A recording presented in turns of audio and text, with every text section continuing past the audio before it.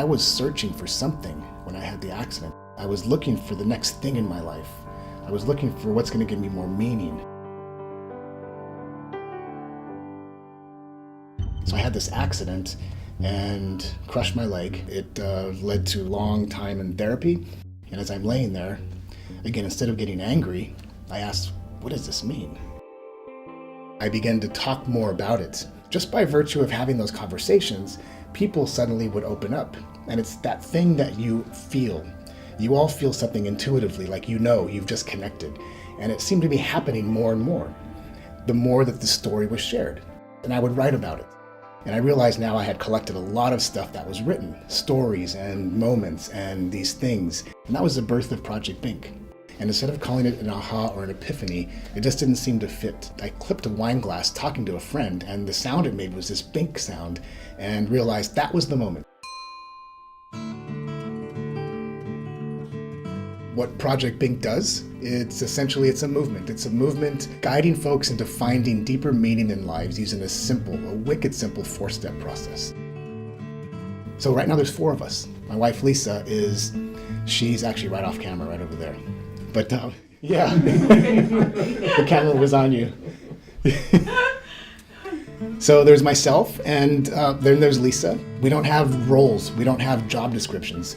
We know that we're in a startup mode, and we have a lot of things to do.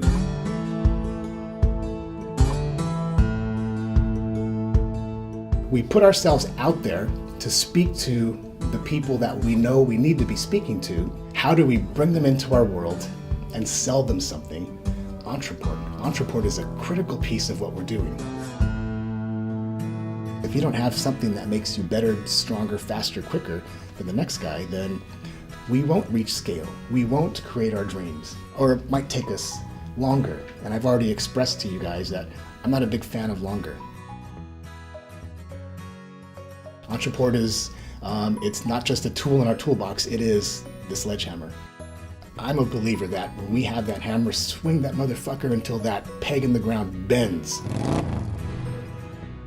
I wonder why I didn't have this or think about this 10, 15, 20 years ago, but I can't. I'm here now, so let's pick up the hammer and let's pound some steaks.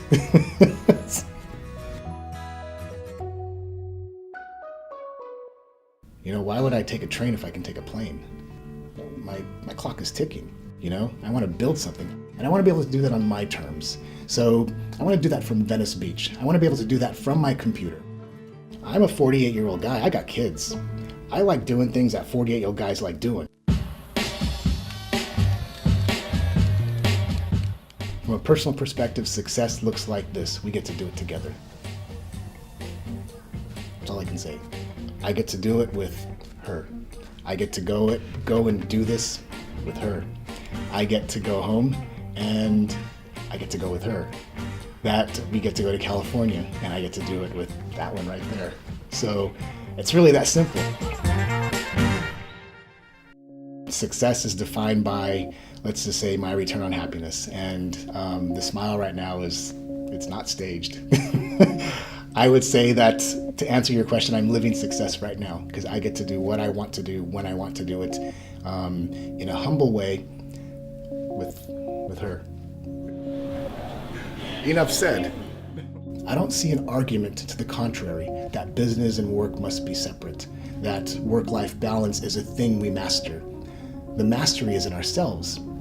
As a better entrepreneur, as a better father, as a better husband. And Project Bink is how I express it all.